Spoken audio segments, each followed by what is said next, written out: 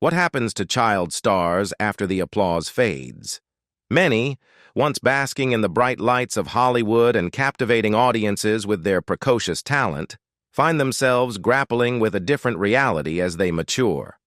Unlike their on-screen personas who seamlessly age into adulthood, child actors face a challenging transition. The diverse paths taken by these former child stars reveal the multifaceted nature of their experiences in the world of show business, a world that offers both exhilarating highs and unforeseen challenges. Today, let's uncover the surprising paths these former child stars took as they traded in their kiddie roles for the complexities of adult life. Bumper Robinson. Bumper Robinson can trace his acting career back to when he was 8 years old. Rodney Allen Robinson's acting career took off with his first theatrical role in the 1983 CBS television movie Cocaine and Blue Eyes, playing the son of O.J. Simpson's character. Years later, he would portray a young O.J. Simpson in The O.J. Simpson Story.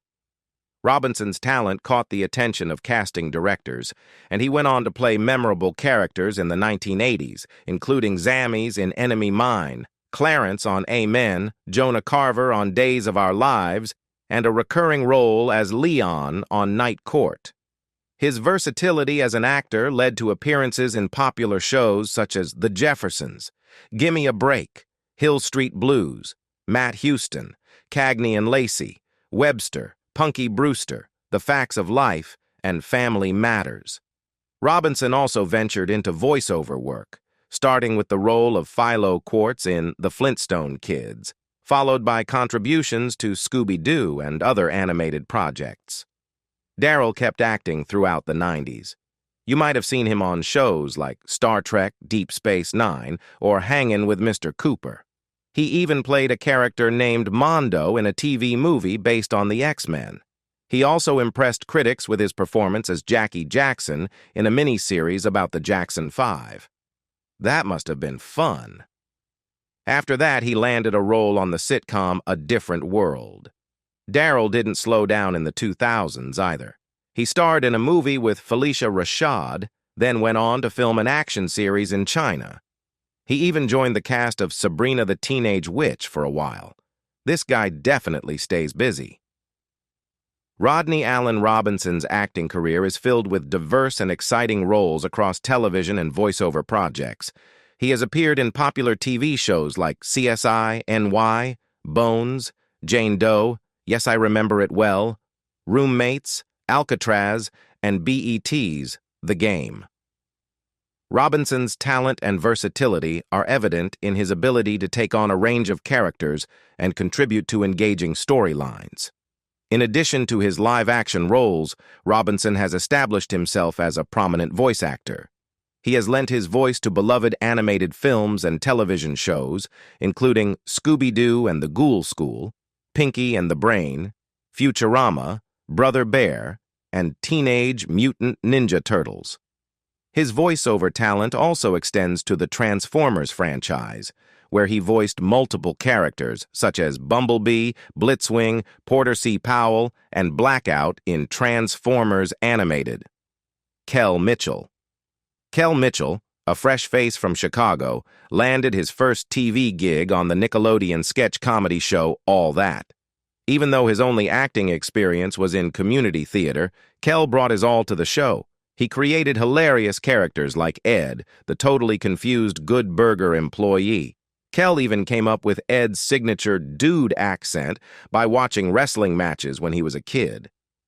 Kell quickly became a star on All That, especially with characters like Ed and the hilariously unhandy repairman. He had a natural stage presence that wowed audiences. It was also on All That Kell met his future partner in crime, Kenan Thompson, who already had some movie experience under his belt. Their hilarious skit, Mavis and Clavis, where they played grumpy old men, can you imagine, became a huge hit with viewers. Their comedic chemistry was undeniable, so much so that they landed their own show. Kenan and Kell premiered on Nickelodeon in 1996 and quickly became a favorite. Kell played the goofy best friend to the always up-to-something Keenan. They totally switched roles throughout the show, keeping things fresh and funny. Kell's talent didn't go unnoticed. He even won a Cable Ace Award for his work on the show in 1997. These two were busy bees. While filming Kenan and Kell, they somehow managed to stay on All That and even scored recurring roles as wild students on The Steve Harvey Show.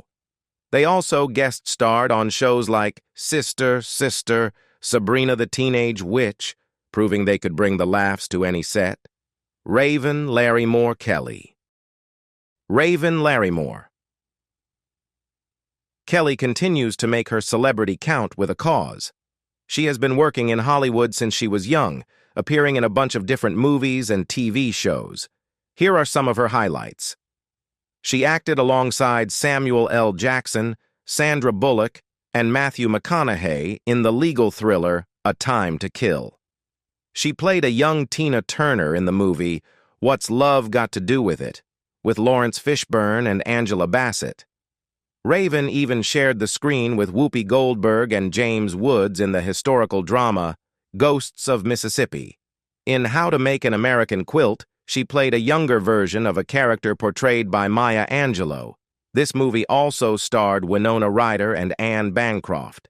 She landed roles in other films like Blossoms and Veils, Underclassmen, and Tournament of Dreams, where she co-starred with Debbie Allen and Carl Lewis. She showcased her versatility with recurring roles in Buffy the Vampire Slayer, directed by Joss Whedon, and Freedom Song, where she acted alongside Danny Glover and Vaisalas Shannon under the direction of Phil Alden Robinson. She also appeared as a series regular in Maximum Bob, starring opposite Beau Bridges, and in Ditch Digger's Daughters, where she played Jeanette alongside Carl Lumbly and Victoria Dillard. Her guest-starring roles include appearances on popular shows like Even Stevens, Any Day Now, and City of Angels, where she portrayed Savannah under the direction of Reginald Hudlin. She also played young Ebenita in Scrooge, sharing the screen with Cicely Tyson. In Lily in Winter, she took on the role of Louetta, acting alongside Marla Gibbs and Natalie Cole under the direction of Delbert Mann. Additionally, she was part of the ensemble cast of America's Dream, starring Wesley Snipes and Jasmine Guy, and directed by Bill Duke. Her diverse roles and collaborations with renowned directors and actors have undoubtedly left a lasting impression on audiences and solidified her place in the entertainment industry. Raven started acting young and has built a successful career. She's even been in plays and musicals. Some of her theater credits include Crowns and Mazel Tov and Black Eyed Peas. Even though she's still young, Raven has already landed some impressive roles on TV. You might recognize her from the show I'll Fly Away, where she played a regular character named Adlane Harper. She's also guest-starred on many popular shows, including Touched by an Angel, ER, and Living Single. Raven isn't just a talented actress, she can sing too. She even sang in the movie What's Love Got to Do with It when she was only 7 years old. That's pretty impressive. Raven has also lent her voice to the soundtrack for the movie The Preacher's Wife, and even worked with some famous musicians.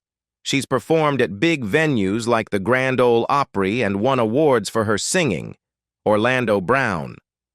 A busy child actor, Orlando Brown scored his first significant part before age 10, playing a young cadet in the 1995 military comedy Major Payne. During the following years, Brown appeared in numerous TV shows, most notably portraying the recurring character 3J on the sitcom Family Matters and turning up on episodes of The Jamie Foxx Show. Venturing into voiceover work, he was featured on the animated programs Fillmore and The Proud Family. But his biggest role proved to be that of Eddie on the Disney sitcom That's So Raven. In 2007, Brown took an extended break from acting, but returned 4 years later on the comedy show The End. Things haven't always been smooth sailing for Brown outside of his career. In 2007, Texas police pulled him over for driving without headlights. During a search of the car, they found marijuana and arrested him. Brown claimed he didn't own the weed and borrowed the car from a friend. Fast forward to 2016 in California. Brown got into a public fight with his girlfriend at the time, and things got messy. The police were called after he hit her in a police station parking lot. Turns out he also had meth on him at the time. Brown skipped his court date for this incident, leading to a warrant for his arrest. Police eventually caught up with him a few weeks later after responding to another domestic disturbance complaint involving Brown, his girlfriend, and her mom. This resulted in even more charges, including domestic battery, drug possession, and resisting arrest. After getting out of jail again, Brown skipped another court date and ended up on the run. He left California for Nevada, and bounty hunters eventually tracked him down. Things went from bad to worse in June 2016 when Las Vegas police pulled over his taxi, leaving a hotel known for shady activity. Brown refused to cooperate, and a search found meth, a drug pipe, and a warrant for his arrest related to a domestic violence charge. He faced new charges for drugs, paraphernalia, and resisting arrest. A few months later, in September 2016, Brown got into more trouble. Fresh out of a hospital stay for unknown reasons, he broke into a Las Vegas restaurant owned by his childhood friend. Security cameras caught him trying to change the locks on the roof. Brown ended up getting arrested again. In early 2016, he showed off a new tattoo of his former co-star Raven Simonet on his neck, which raised some eyebrows. Later that year, his friends and family convinced him to go to rehab, but it didn't last.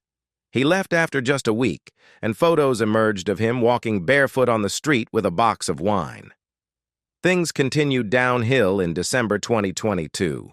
Brown got arrested in Lima, Ohio, on domestic violence charges. Apparently, there was a fight with his brother, and Brown allegedly threatened him with a hammer and a broken knife blade. The charges were misdemeanors, but jail records showed he was being held without bond in Allen County. Germaine Hopkins. 14-year-old Huggy's acting career started with a lucky break. His mom took him to a massive audition in New York City for a Warner Brothers movie called Lean on Me. The movie needed a young actor to play a troubled junior high student named Thomas Sams. The line to audition was crazy. It wrapped around 3 whole city blocks. Huggy and his mom were about to give up and leave when things took a turn for the awesome. Just as they were walking away, guess who walked by? The movie's writer, Michael Schiffer. He spotted Huggy and his mom and stopped them. Huggy's distinctive style must have been exactly what the writer was looking for, because he pulled them right out of line and introduced them to the bigwigs. Huggy landed the part, launching his acting career in a big way.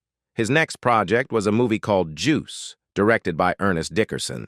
In this one, Huggy played a character named Steele alongside a whole star-studded cast, including Samuel L. Jackson, Queen Latifah, Dr. Dre, Omar Epps, and the late Tupac Shakur. Huggy then starred in Strapped, an HBO movie that marked Forest Whitaker's directorial debut. He even got his big break as the lead actor in a film called Fat Beach, 1996. The next 2 years were a whirlwind for Huggy. He landed roles on shows like Murder One and Moesha, and even scored a recurring part as Dupree on The Wayans Brothers for 6 episodes.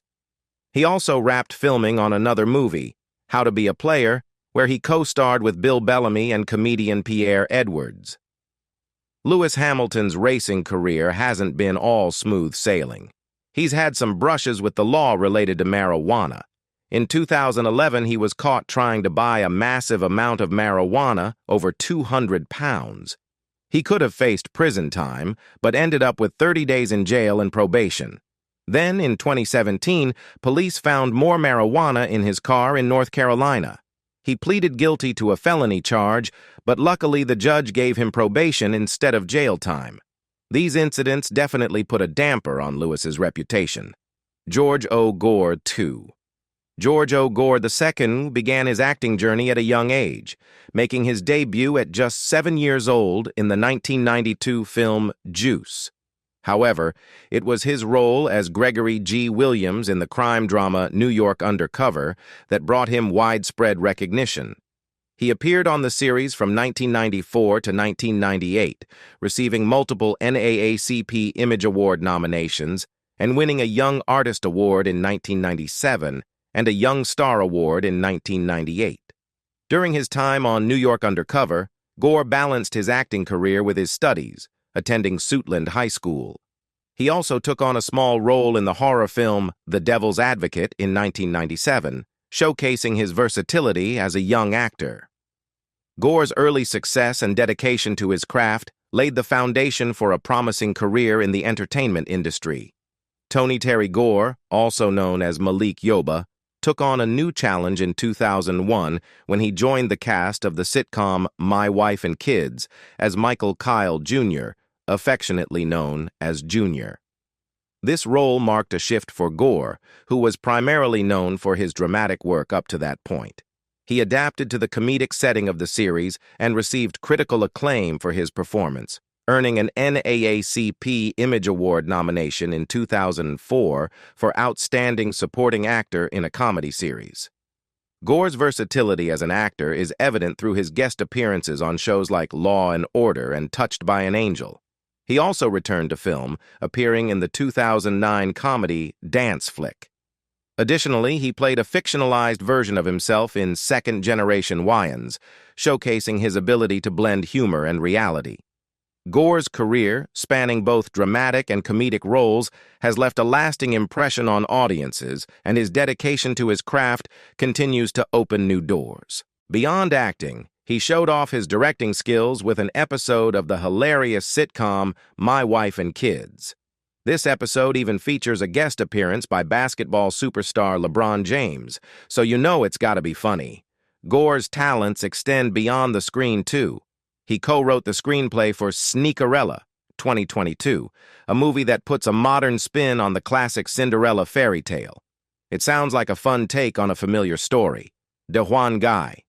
DeJuan Guy's story in Hollywood almost started with a bang. A young DeJuan was attending a theater academy in Los Angeles when a stroke of luck struck. Renowned director John Singleton spotted him during a performance in a scene from A Raisin in the Sun. Singleton was so blown away by DeJuan's raw talent that he saw potential in him for his upcoming movie, Boys and the Hood. DeJuan even got the chance to showcase his skills alongside another acting heavyweight, Lawrence Fishburne, during the audition process. Excitement must have been building for the young actor. However, the tables turned in a surprising way. The movie studio, while impressed, threw DeJuan a curveball. They felt he was a tad too young at just 8 years old to take on the lead role of Little Trey. DeJuan ultimately lost out on the main part. To add to the disappointment, a smaller role he landed was eventually cut from the final film. This setback could have discouraged many, but DeJuan didn't let it deter him. The good news? Director John Singleton clearly recognized DeJuan's talent. This chance encounter planted a seed, and as fate would have it, Singleton would cast DeJuan in a future project, giving his career another shot. DeJuan's close call with Boys and the Hood didn't hold him back for long. He went on to land a string of leading roles in movies, TV shows, and even commercials. His big screen debut came in a horror classic, Clive Barker's Candyman, where he shared the screen with the talented Virginia Madsen. DeJuan kept busy after that. He tackled a fun role in the family comedy Little Giants. He also starred alongside Sinbad and the legendary Gregory Hines in The Cherokee Kid.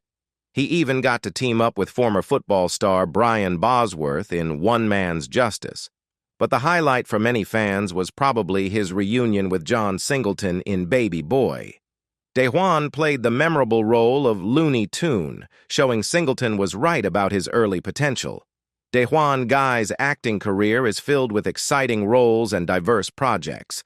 One of his most enjoyable experiences was playing the starring role of Jelani in the short film Sweet Potato Ride, produced by Bill Duke and directed by Camille Tucker and Kim Green.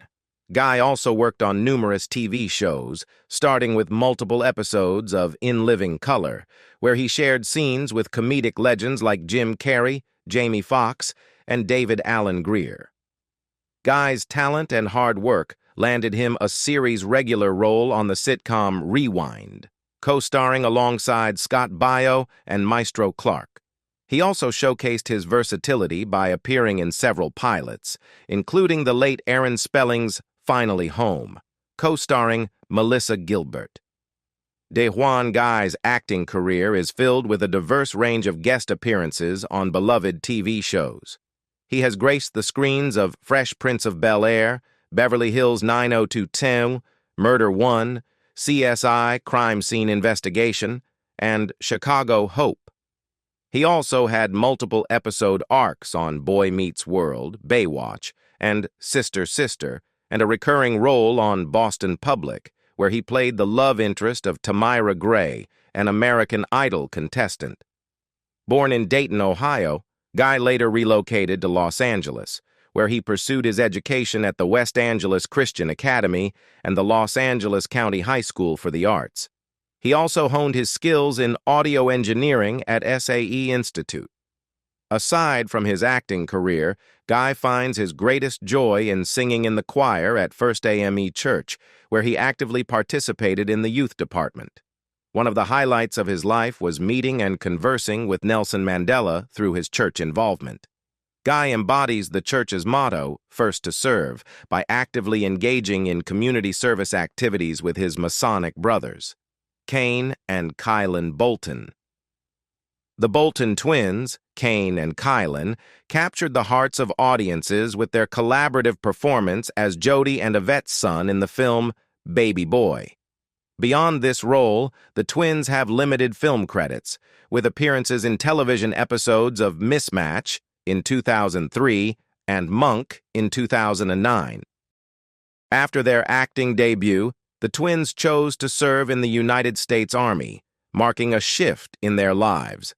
As adults, Kane and Kylan have prioritized their privacy, maintaining a low profile and refraining from seeking further attention in the entertainment industry.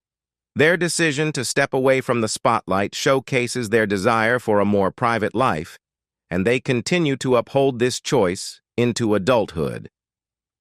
Alicia Allen. Alicia Allen got her start in the entertainment industry earlier than most people even get their first bike. Born in New York City in 1991, Alicia began landing print and TV modeling gigs at the impressive age of 4. That's right, before most kids are even out of preschool, Alicia was already a working professional. Her talents weren't limited to just posing for pictures. By the time she was 7, Alicia scored her first recurring acting role on a children's educational show called Out of the Box. She wasn't just acting on screen either. Alicia also showcased her vocal talents by lending her voice to a character in the beloved children's series Blue's Clues. Can you imagine? She brought a living room side table drawer to life. It's clear that Alicia has always had a knack for entertaining audiences, no matter how big or small the screen. While the credits for Blue's Clues listed her middle name with a fancy accent, Lanae instead of Lanae, Alicia wasn't letting that slow her down. By 1999, she was already adding movie actress to her resume with a role in a romantic comedy called The Best Man. The film starred Taye Diggs and Nia Long, and even though Alicia's part was small, it was a big step onto the big screen. A few years later, Alicia landed a role that would show off her comedic timing. In the hilarious movie School of Rock, she played Alicia, one of the singers in a rock band formed by their totally out-there substitute teacher, played by the one and only Jack Black. If you haven't seen this movie, it's a must-watch, trust me. By 2005, Alicia was ready for her breakout role. She landed the part of the sassy eldest daughter Lindsay in the family comedy Are We There Yet?, alongside the hilarious Ice Cube. The movie was a hit with audiences, so much so that they brought the whole crew back for a sequel, Are We Done Yet?, a few years later. Alicia's career kept growing, and by the time she turned 20, she was working with some serious industry names. She scored a part in a movie written by the super-talented Diablo Cody called Young Adult. This was a darker comedy than the roles she was used to, but it showed that Alicia wasn't afraid to take on new challenges. In 2012, she shifted her focus to academics, earning both a bachelor's and a master's degree with honors. She is now a speech-language pathologist, dedicated to helping both children and adults communicate at their best. Tatiana Ali. A multi-talented performer with experience on stage, the small screen, and most recently, the recording studio, Tatiana Ali was not likely to be short of work anytime soon. Tatiana Ali's story is one of talent and determination. Born in New York in 1979, she started singing at the young age of 4. The entertainment bug bit her early, and she even convinced her mom to take her to a Sesame Street audition. Even as a kid, Tatiana was drawn to the stage. Back in her hometown of New York, she landed roles in plays, including the prestigious Broadway show Fences, alongside acting legends James Earl Jones and Billy D. Williams. She even showed off her skills in an off-Broadway production, too. But Tatiana wasn't just about the stage. At 7 years old, she appeared on the popular talent show Star Search and totally wowed the judges, winning twice. Her talent was undeniable. By the age of 11, Tatiana knew Hollywood was calling and made the big move from New York to Los Angeles to chase her dreams. It wasn't long before she landed the role that would change everything. Ashley Banks in the iconic sitcom The Fresh Prince of Bel-Air. Being on The Fresh Prince wasn't just about hanging out with Will Smith. Tatiana landed some cool guest spots on other shows during filming, like The Cosby Show and Are You Afraid of the Dark? Everyone loved watching her grow up on screen, from a little kid to a gorgeous young woman. Tatiana even got to show off her singing chops on Fresh Prince. She sang Aretha Franklin's Respect, and even had an original song called Make Up Your Mind.